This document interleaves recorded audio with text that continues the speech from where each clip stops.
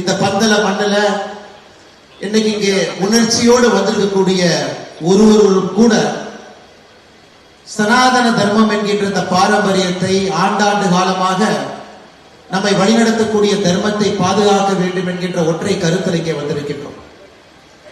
மேடையின் மீது இருக்கக்கூடிய முக்கியமானவர்கள், நம்மை வழிநடத்தக்கூடியவர்கள், தர்மத்தினுடைய துறவிகள், ஆன்மீகவாதிகள், அரசியல் கட்சியை சார்ந்தவர்கள், இந்த நிகழ்வை நடத்தி கொண்டிருப்பவர்கள் எல்லோருக்கும் வேறு வேறு பெயர் இருந்தாலும் கூட இன்னைக்கு மேடையின் மீது எல்லோரும் ஐயப்பனுடைய பக்தர்களாக அமர்ந்திருக்கின்றார்கள். என்னுடைய பெயரையும் ஐயப்ப பக்தன் என்று சொல்லி எல்லோருடைய பெயரையும் சொன்னதாக நான் கருதுகின்றேன்.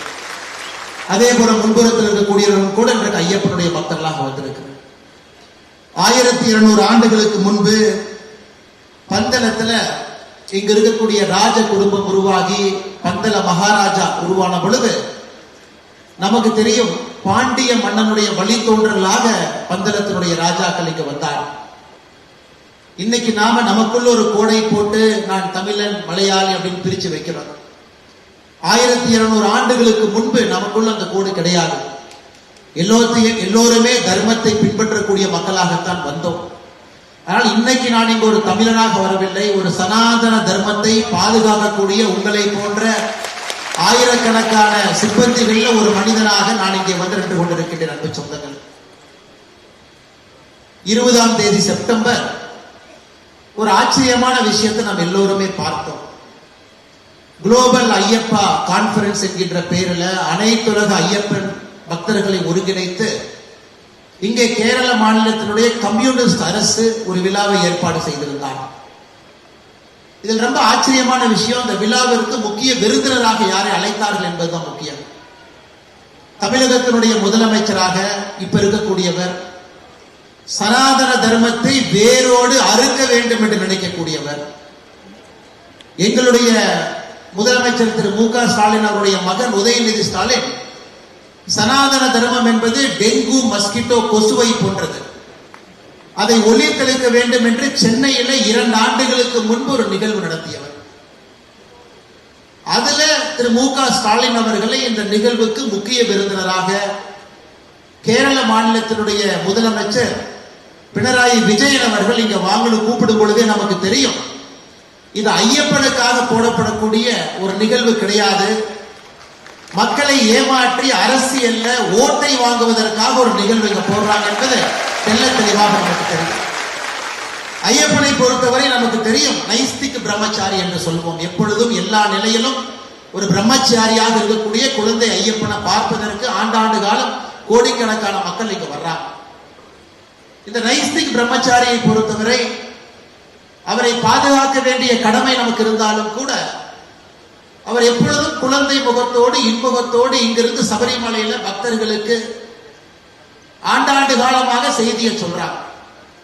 ஆனா திரு ஸ்டாலின் அவர்களையும் திரு பினராயி விஜயன் அவர்களையும் நான் அவர்களை எப்படி அழைப்பேன் என்று சொன்னால் நாஸ்திக் டிராமாச்சாரி என்று தான் அழைப்பேன். அதாவது நாத்திகத்தை விரும்பக்கூடிய, டிராமா நடத்த வேண்டும் என்று நினைக்கக்கூடிய 2 நபர்கள் இணைந்து நாஸ்திக் டிராமாச்சாரியாக இந்த நிகழ்வை நடத்தி முடித்திருக்கிறார்.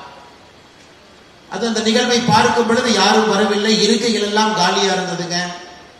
இவர்களாகவே கஷ்டப்பட்டு ஒரு கூட்டத்தை போட்டு ஐயப்பனுக்கு நாங்கள் இருக்கின்றோம் என்று சொல்லி அதன் மூலமாக இன்னும் தங்களுடைய பெயருக்கு களங்கத்தை ஏற்படுத்தி கொண்டிருக்கின்றார்கள். என்று சொந்தங்கள், இதில் நாம் கேட்கக்கூடிய ஒரே ஒரு கேள்வி, 2018-19 காவல்துறையை வைத்து ஐயப்ப பக்தர்களை அடித்து உதைத்து உச்ச நீதிமன்றம் ஒரு தீர்ப்பு கொடுத்த பிறகு அதை முழுமையாக இப்படித்தான் கண்டிப்பாக நான் நடைமுறைப்படுத்துவேன் என்று பொங்கி எழுந்த திரு விஜயன் அவர்களுக்கு ஐயப்பனை பற்றி ஒரு மாநாடு நடத்துவதற்கு என்ன உரிமை இருக்கிறது என்பதால் அடிப்படையான ஐயப்ப பக்தர்கள் கேட்கக்கூடிய ஒரு கேள்வி. மாநாடு நடத்துவதற்கு உங்களுக்கு என்ன உரிமை இருக்கு? திராவிட முன்னேற்ற கழகம் எதற்கு மு க ஸ்டாலின் ஐயா கூப்பிட்டாங்களோ, தமிழகத்துல கடந்த ஆண்டு, நீங்க இந்த டிராமா நம்ப மாட்டீங்க, கடந்த ஆண்டு தமிழகத்துல குளோபல் முருகா கான்பரன்ஸ் டிஎம்கே நடத்துறாங்க பழனி. ஏன்னா பக்கத்துல ஒரு திருடன் இருக்கும் பொழுது திருடனை பார்த்து இன்னொரு திருடன் வேகமாக கற்றுக்கொள்வான், ஒரு திருடனை பார்த்து ஈஸியா கற்றுக்குவான். தமிழகத்துல சனாதன தர்மம் வேண்டாம் என்று நினைக்கக்கூடிய டிஎம்கே திராவிட முன்னேற்ற கழகம் குளோபல் முருகா கான்பரன்ஸ் பழனியில போனான். இந்த கேரளத்துல கம்யூனிஸ்ட் அவர்களை பார்த்து இங்க குளோபல் ஐயப்பா கான்பரன்ஸ் இருவரும் கடவுளை பற்றி பேசுவதற்கு அடிப்படையில் எந்த ஒரு தகுதியும் இல்லாதவர்கள் அன்பு சொந்தங்கள். 2018-19 கேரளால இதே பந்தளத்துல கம்யூனிஸ்ட் கட்சியினுடைய தொண்டர்கள் முதலமைச்சர் அவர்கள் கட்டவிழ்த்த அட்டூழியத்தை பார்த்து அடித்து உதைத்து மக்களை யாருமே சேர்வதற்கு இடம் கொடுக்காம காவல்துறையை வைத்து கட்டுக்கோப்பாக அவர்களாகவே பெண்களை உள்ளே அழைத்து சென்று வழிபடுவதற்கான எல்லா வேலையும் செஞ்சுட்டு இன்னைக்கு நீலி கண்ணீர் வடிக்கின்றார்கள். ஐயப்பனுக்காக நாங்கள் இருக்கிறோம், ஐயப்பனுக்காக எப்பொழுதும் பேசுவோம். இதுல ஆச்சரியம் என்னன்னா, கடவுளே இல்லை என்று சொல்லக்கூடியவர், கடவுளை நம்பாத திரு விஜயன் அவர்கள் மேடைக்கு வந்து பகவத்கீதையை பத்தி நமக்கு பாடம் எடுக்கிறார். ஆச்சரியமா ஒரு அப்பதான் நினைச்சேன், கேரளால கம்யூனிஸ்ட்காரங்கெல்லாம் நீங்க பகவத்கீதையை படிக்க ஆரம்பிச்சாங்கன்னா என்ன ஆகும்னு யோசிச்சு பாருங்க. பகவத்கீதையை படிச்சுட்டு அதிலும் 12வது சாப்டர் படிச்சுட்டோம்னு சொல்றார். அத்விஷ்ட சர்வ பூதானா மைத்ர கருணா ஈவாச்சான்னு நம்ம பாடுறாரு. என்ன சொல்றாருங்க, அதாவது ஒரு பக்தன் எப்படி இருக்க வேண்டும் என்று விஜயன் அவர்கள் நமக்கு பாடம் எடுக்கிறாங்க. அந்த மாதிரி பக்தனா நீங்கெல்லாம் இருக்குன்னு கடவுளை நம்பாத விஜயன். ஆனா பிரச்சனை என்னன்னாங்க, அவர் 12வது சாப்டருக்கு மேல அவர் படிக்கல. திரு விஜயன் அவர்களுக்கு நான் பகவத்கீதையிலிருந்து இன்னொன்று நான் சொல்றேன். 12வது சாப்டரை தாண்டி இன்னும் கொஞ்சம் முன்னாடி போங்க, 13வது சாப்டர், 14, 15, 16வது சாப்டர் போனீங்கன்னா 21வது வரிய திரு விஜயன் அவர்கள் மறுபடியும் இன்னைக்கு பகவத்கீதை எடுத்து படிக்கணும். திரிவிதாம் நரகஸ்யதாம் துவாரம் நாசனாம் ஆத்மனஹ காம குரோதா சதலோபாஸ் தஸ்மத் அத்ரயம் தியாஜ. இதையும் படிக்கணும். இதுல என்ன சொல்லுதுன்னா, ஒரு மனிதன் நரகத்திற்கு போக வேண்டும் என்றால் 3 வழிதான் இருக்கு. Lust, anger, greed. காமம் நரகத்துக்கு வேகமா கூட்டிட்டு போயிடும், பேராசை நரகத்துக்கு வேகமா கூட்டிட்டு போயிடும், கோபம் நரகத்துக்கு வேகமா கூட்டிட்டு போயிடும். இந்த 3ம் இருப்பது இன்னைக்கு கேரள கம்யூனிஸ்ட் அரசுகிட்ட திரு விஜயன் அவர்கிட்ட இருக்கு. அதனால 12வது சாப்டரோட நிறுத்தாம அப்படியே 16வது சாப்டர் படிச்சீங்கன்னா உங்களுக்கே பகவத்கீதையில சொல்லியிருக்கக்கூடிய புத்திமதி தெரியும். அதை தாண்டி நம்முடைய தமிழ் மண்ணில் ஐயன் திருவள்ளுவர் திருக்குறள் எழுதியிருக்கார். கொலை மேற்கொண்டாரு கொடிதே அலை மேற்கொண்டு அல்லவை செய்தொழுகும் வேந்து. ஒரு அரசனை பொறுத்தவரை, ஒரு கிங், ஒரு ராஜா, அரசனை பொறுத்தவரை அரசன் கொடுமை செய்வது, அரசன் இருக்கக்கூடிய சட்டத்தை தவறாக பயன்படுத்துவது. ஒரு அரசன் கொடுமை செய்வது, அரசன் ஒரு சட்டத்தை தவறாக பயன்படுத்துவது அரசனுக்கு கீழே இருக்கக்கூடிய கொலைகாரனை விட ஒரு பெரிய பாவம் அரசன் சம்பாதிப்பான் என்று திருவள்ளுவர் சொல்றார். 2018-19 திரு விஜயன் அவர்கள் கேரள மாநிலத்துல பந்தளத்துல இந்த பகுதியில அவர் நடந்து கொண்ட விதம் எது, அவர் மக்களை நடத்திய விதம் என்ன, கையில் ஆட்சி அதிகாரம் இருக்கிறது என்கின்ற ஒற்றை காரணத்திற்காக லட்சக்கணக்கான ஐயப்ப பக்தர்களுக்கு எவ்வளவு பிரச்சனை அவர் உருவாக்கினார். அதனால் இது யாருக்கு பொருந்ததோ இல்லையோ திரு விஜயன் அவர்களுக்கு பொருந்தும். கொலை மேற்கொண்டாரு கொடிதே அலை மேற்கொண்டு அல்லவை செய்தொழுகும் வேந்து. அரசன் செய்யக்கூடிய தவறுகளை விஜயன் அவர்கள் 2018-19 செஞ்சிருக்கிறாங்க.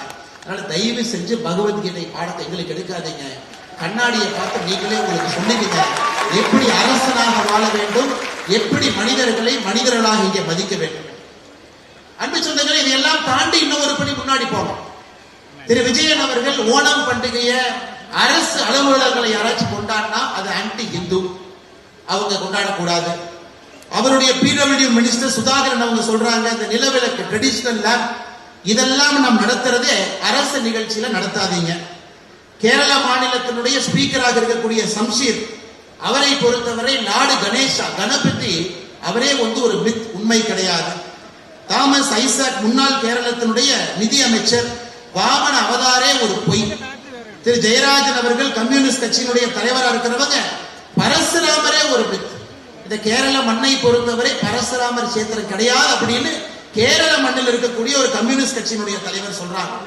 இவ்வளவு விஷயங்கள் பேசக்கூடிய ஒரு கட்சியிலிருந்து வந்திருக்கக்கூடிய விஜயன் அவர்கள் இன்னைக்கு ஐயப்பனுக்காக ஒரு நிகழ்வை நடத்திவிட்டு நாங்கள் ஐயப்பனுக்காக இருக்கின்றோம்.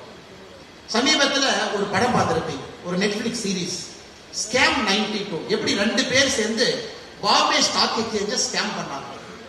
இன்னைக்கு இந்தியாவில் 2 பேர் இது மாதிரி செய்யறாங்கன்னா, ஒன்னு ஸ்டாலின் அவர்கள், இன்னொன்று விஜயன் அவர்கள். ஏன் நான் சொல்றேன், தமிழகத்துல நம்முடைய தமிழ்நாட்டுல இந்து கோவில்களை டிஎன்ஹெச்ஆர்என்சி நிர்வாகம் செய்யறாங்க, ஒரு அரசு நிர்வாகம் செய்யறாங்க. 1985ல 5,25,000 ஏக்கர் இருந்த டிஎன்ஹெச்ஆர்என்சி இன்னைக்கு 4 லட்சம் ஏக்கர், 1,25,000 ஏக்கர் காணாம போயிடுச்சு. 1985க்கு பிறகு 40 ஆண்டுகள்ல தமிழ்நாட்டினுடைய இந்து அறநிலைத்துறை நடத்தக்கூடிய கோவில்கள் 46,000 கோவில், 46,000 temples managed HRNCE. In 1985, TNHRNC had 5,25,000 acres. In 40 years, TNHRNC has lost 1 lakh acre. Right now we have 4 lakh acre. Tamil Nadu அரசு இந்த 1,25,000 ஏக்கர் எங்கே போச்சுன்னு கண்டுபிடிக்க முடியல. தமிழ்நாடு அரசு சார்பா இந்த ஐயப்பன் மீட்டிங்க்கு எங்களுடைய அறநிலையத்துறை அமைச்சர் சேகரபாபு வந்திருக்கார். அவர் என்ன கேட்கிறாருன்னா, ஒரு 5 ஏக்கர் மட்டும் எங்களுக்கு கொடுங்க, பந்தளத்துல கொடுங்க கேட்கிறார். ஆச்சரியம் என்னன்னா, தமிழ்நாட்டுல 1,25,000 ஏக்கர் காணும். 20ஆம் தேதி செப்டம்பர் இங்க குளோபல் ஐயப்பா கான்பரன்ஸுக்கு வந்த தமிழ்நாட்டினுடைய அமைச்சர் இங்க என்ன கேட்கிறாருன்னா, ஒரு 5 ஏக்கர் தமிழ்நாட்டு கொடுங்க, இங்க நான் கட்டிக்கிறேன். ஏன் அதிகம் திருடவா? அந்த 1,25,000 ஏக்கரோடு கேரள மாநிலம் உங்களுடைய சொத்து 5 ஏக்கரையும் திருடவா? அன்பு சொந்தங்களே, இது நடப்பதெல்லாம் நன்றாக நாம் பார்க்க வேண்டும். நம்மை ஏமாற்றுவதற்காக மட்டுமே ஒரு கூட்டம் ஒன்றாக இணைந்து நடத்தி கொண்டிருக்கிறார். இன்னைக்கு கடவுளை அரசியலாக்குவது யார் என்கின்ற முக்கியமான கேள்வி நம்ம கேட்கிறோம். கடவுளை அரசியலுக்கு பயன்படுத்துவது நாமா, இங்க இருக்கக்கூடிய அரசா, அதுவும் குறிப்பாக கம்யூனிஸ்ட் கட்சியார் பாரு. இன்னைக்கு கடவுளை அதை அரசியலாக்கி அதன் மூலமாக லாபம் சம்பாதித்து அதன் மூலமாக மக்களை ஏமாற்றுவதற்காக ஒரு வேலையை செஞ்சிருக்கிறாங்க. இன்னைக்கு பெரும் திரளாக பந்தளத்துல இங்க இருக்கக்கூடிய நாம் எல்லோரும் இங்க இணைந்திருப்பது, தயவு செய்து ஐயப்பனை அரசியல் ஆக்காது, தயவு செய்து ஐயப்பனை தனியா விட்டுருங்க. இன்னைக்கு உச்ச நீதிமன்றத்தில் ரிவ்யூ பெட்டிஷன் லார்ஜர் கான்ஸ்டிடியூஷனல் பெஞ்சில் இருக்கும் பொழுது எதற்கு தேவையில்லாத வேலையை செய்யறீங்க? எனக்கு ஐயப்பனுக்கு உண்மையாலும் நல்லது செய்ய வேண்டும் என்று விஜயன் அவர்கள் நினைச்சா சுப்ரீம் கோர்ட் முன்னாடி நீங்க போட்டிருக்கக்கூடிய அபிடவிட்டை மாத்தி போடும். சுப்ரீம் கோர்ட்ல 2018, 17, 16ல இந்த மாநிலத்தினுடைய கம்யூனிஸ்ட் அரசு கொடுத்திருக்கக்கூடிய அபிடவிட்டை மாத்துங்க. திருவங்கூர் தேவஸ்தானம் போர்டு இங்க என்ன அபிடவிட் கொடுத்திருக்கிறீங்களோ அதை உச்ச நீதிமன்றத்தில் மாத்துங்க. Change the affidavit that is in front of the honorable Supreme Court of our country. If you want to do any justice to Lord Ayyappa, if they have to serve Lord Ayyappa, if they have to really surrender themselves to Lord Ayyappa, they are duty bound to change the affidavit that is presented in front of the honorable Supreme Court of our country. அதை செய்யாம 20ஆம் தேதி பந்தளத்துல எதற்காக நீங்க கூட்டத்தை போடுறேன்? இதுல இருந்தே நமக்கு தெரியும். இன்னைக்கு திருவங்கூர் தேவஸ்தானம் போர்டு வெளியே பேசும் பொழுது அவங்க மாத்தி பேச ஆரம்பிச்சிட்டாங்க. தேவஸ்தானம் போர்டை பொறுத்தவரை கம்யூனிஸ்ட் கட்சி வரும் பொழுதெல்லாம் மாத்தி மாத்தி பேசுவாங்க. இன்னைக்கு அவர்கள் நேரடியாக மாத்தி பேசுவது அபிடவிட்ல சொல்லட்டும், நாங்கள் 10 வயதிலிருந்து 50 வயது வரை பெண்களை சபரிமலைக்குள்ள அனுமதிக்க மாட்டோம் என்கின்ற அபிடவிட்டை நீங்க போடுங்க. நீங்க ஐயப்பனுடைய பக்தர்கள், நீங்க ஐயப்பனுக்காக வேலை பார்க்கறீங்க. அதையெல்லாம் தாண்டி விஜயன் அவர்கள் இன்னைக்கு புதுசா இன்னொரு டிராமா ஆரம்பிச்சிருக்காரு. ஐயப்பனுக்காக நாங்கள் செலவு செய்கின்றோம், ஐயப்பனை பார்த்துக் கொள்ள வேண்டிய பொறுப்பு எங்களுக்கு இருக்கு. 2011-12 மாஸ்டர் பிளான்ல என்ன சொல்றாங்க? 148 கோடி ரூபாய் ஐயப்பனுக்கு நாங்க செலவு பண்ணிருக்கோம். ஐயப்பனை பார்க்க போகும் பொழுது ஒரு ரோடு, ஒரு பிரிட்ஜ், ஒரு டிட்ஜ், ஒரு கான்கிரீட் இதெல்லாம் போட்டு ஐயப்பனுடைய கணக்கு எழுதிட்டு போறாங்க. ஆனா ஐயப்பன் மட்டுமே சபரிமலையினுடைய வருமானத்தை பாருங்க. 2024-25 சபரிமலையினுடைய வருமானம் 441 கோடி, 2023-24 360 கோடி, 2022-23 301 கோடி. கடந்த 3 ஆண்டுகள்ல மட்டுமே சபரிமலையினுடைய வருமானம் 1300 கோடி ரூபாய். சபரிமலையினுடைய வருமானம் 100 கோடி ரூபாய்க்கு ரோட்டை போட்டுட்டு கோயில் உண்டியில் இருக்கக்கூடிய பணத்தை எப்படி தமிழகத்துல திராவிட முன்னேற்ற கழகத்தினுடைய அரசு திருடுறாங்களோ அதே வேலையை செய்வதற்காக விஜயன் அவங்க இறங்கிருக்கிறாங்க. அது ஒண்ணு இருக்குல்ல, 1000 கோடி ரூபாய் நாங்க ஐயப்பனுக்கு செலவு செய்வோம். நீங்க நல்லா யோசிச்சு பாருங்க. தமிழ்நாட்டில் 2021 திமுக தன்னுடைய தேர்தல் அறிக்கை election manifesto, DMK government in 2021 said, when we come to power we will spend 1000 crore for renovation of Hindu temple. Till now they haven't even spent 100 crore after 4 years in power. அங்க 1000 கோடி, இங்கே அதே 1000 கோடி விஜய் சொன்னார்.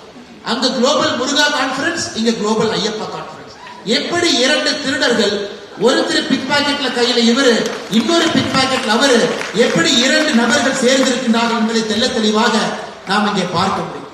அன்பு சொந்தங்களே, இதையெல்லாம் தாண்டி இன்னைக்கு சமீபத்துல துவாரபாலகர், நம்முடைய சபரிமலையில் இருக்கக்கூடிய துவாரபாலகர் மேல இருக்கக்கூடிய தங்கம் அது சென்னைக்கு வருது. அதை திருத்தி கொண்டு வருவதற்காக 42 கிலோ 800 கிராம் இருக்க வேண்டிய தங்கம் இன்னைக்கு அவர்கள் எடுத்து ஒரு மாதம் கழிச்சு வே பண்ணி பார்க்கும் பொழுது 38 கிலோ 200 கிராம் இருக்கு.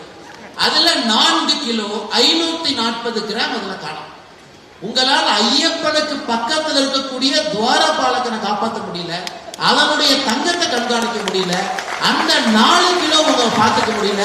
நீங்கள் எங்களுக்கு எப்படி ஐயப்பனை பார்த்துக் கொள்வது என்று பாடம் எடுத்துக் கொள்கிறீர்கள். ஆனால் கேரளத்தில் இருக்கக்கூடிய அன்பு சொந்தங்கள் எல்லோருக்கும் என்னுடைய அன்பான வேண்டும். நம்ம எல்லோருமே ஐயப்பனுடைய பக்தர்களாக இங்கே வந்திருந்தாலும் கூட போதும் போதும் போதும் என்று சொல்லுகின்ற எல்லாம் தாண்டி கோபத்தில் நின்று கொண்டிருக்கின்றோம். அரசியல் மாற்றம் கட்டாயமாக வர வேண்டும். இது அரசியல் மேடை அல்ல, அரசியல் தலைவர்கள் எல்லோரும் இருக்கின்றார்கள். இருந்தும் கோவில்களை நாம் காப்பாற்ற வேண்டும். கோவில்கள் அரசு பிடியிலிருந்து வெளியே கொண்டு வர வேண்டும் என்றால் கம்யூனிஸ்ட் கட்சிக்காரங்களை கோவில் இருந்து வெளியே அனுப்ப வேண்டிய நேரம் நமக்கு வந்துருச்சு. தமிழ்நாட்டில் இன்னொரு ஆச்சரியமான விஷயம், 2 வாரத்திற்கு முன்பு புதுக்கோட்டை பக்கத்துல ஒருத்தர் உண்டியல் தூக்கிட்டு போயிட்டு இருக்கார். புதுக்கோட்டை பக்கத்துல ரோட்ல இருக்கிற மக்கள் பிடிச்சிருக்காங்க, எங்கனே உண்டியல் எடுத்துட்டு போறீங்க? இல்லைங்க, கோயில் உண்டியல் எடுத்துட்டு போறேன். போலீஸ் ஸ்டேஷன்ல கொண்டு போய் உட்கார வச்சுட்டு எஃப்ஐஆர் பதிவு பண்ண பாக்குறாங்க. அப்பதான் அவர்களுக்கு தெரியுது, அந்த கோவில்ல உண்டியல் வச்சதே ஒரு திமுக காலம் தான். 10 வருஷமா உண்டியல் வச்சு வர்ற பணத்தை சைன் எடுத்துட்டு. இந்த மாதிரி இந்தியா முழுவதும், குறிப்பாக தமிழகத்துல, கேரளத்துல பல இடத்துல அநியாயம் பண்ணிட்டு இருக்கிறாங்க. அதை எல்லாம் தட்டி கேட்க வேண்டிய கடமை நம்முடையது. அதற்கு ஒரு அரசியல் மாற்றத்தை நீங்கள் கொண்டு வர வேண்டும்.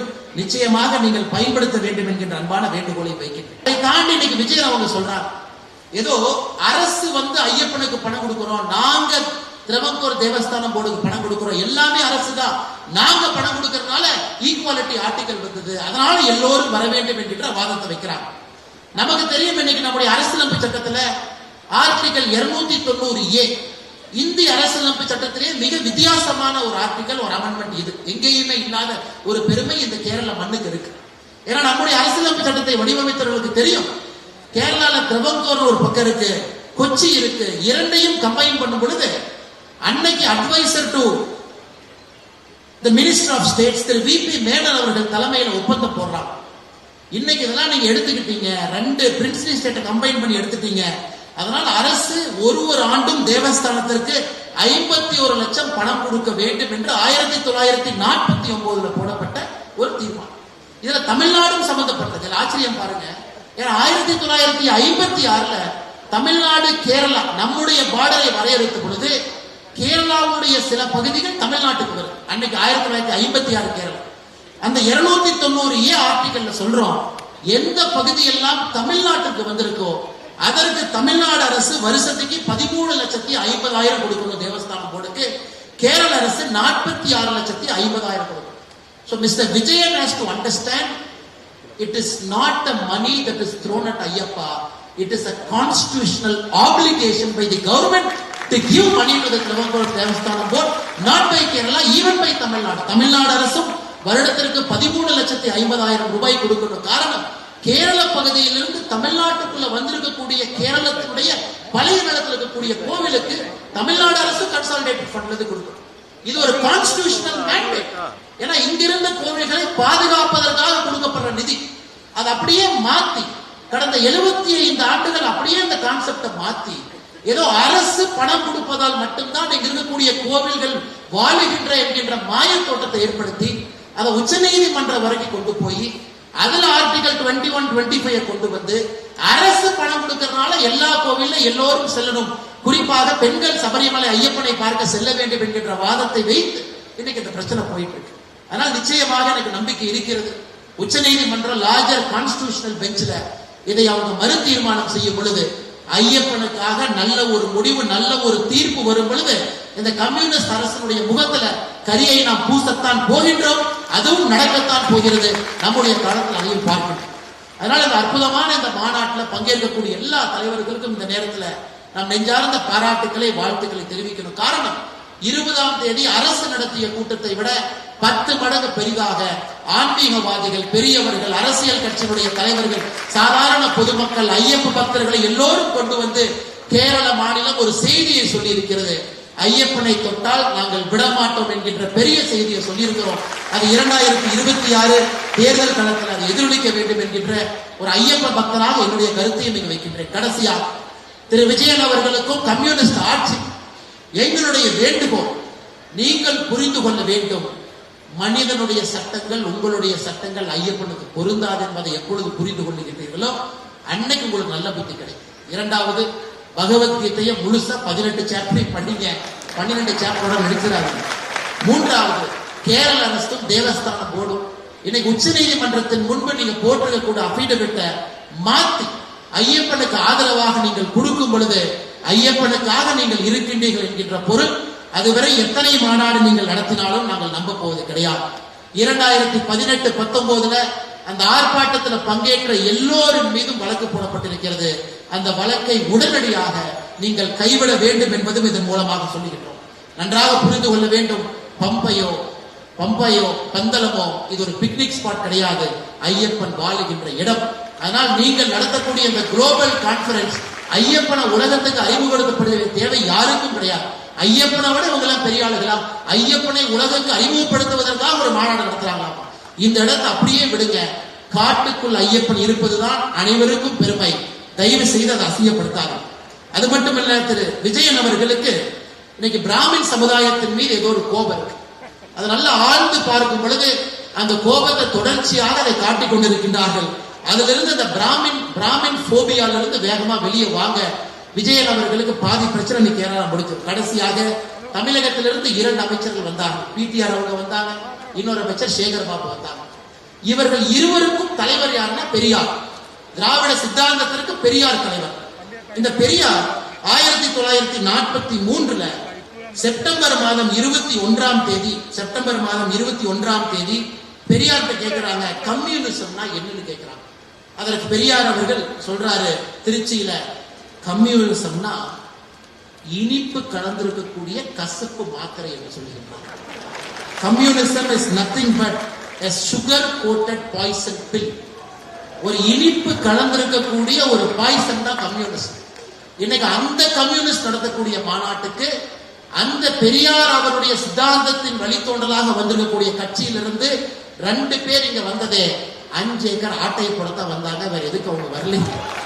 அங்க 1,25,000 ஏக்கர், கேரளாவில் 5 ஏக்கர் வருமானம்.